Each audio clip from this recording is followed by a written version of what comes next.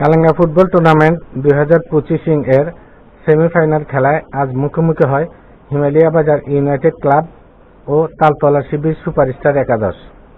নির্ধারিত সময়ে উভয় দলই গোল করতে ব্যর্থ হয়, ফলে খেলা গড়ায় টাই ব্রেকারে।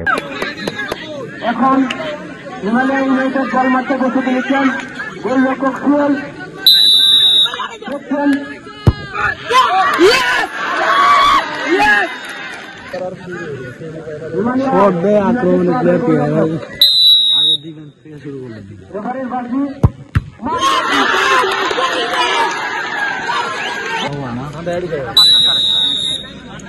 আমি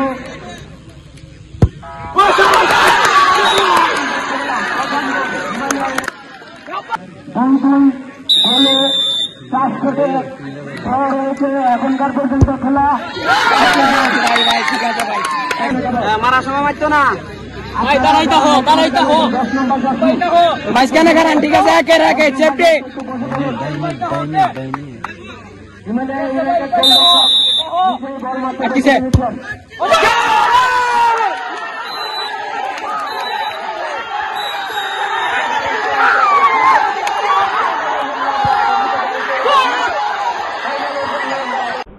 রোমাঞ্চকর এই টাই ব্রেকারে তালতলা শিবির একাদশ 3-2 গোলে জয় অর্জন করে ফাইনালে জায়গা করে নেয়।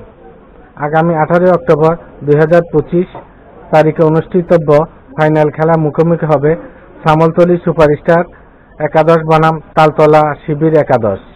পরিবেশের আলো।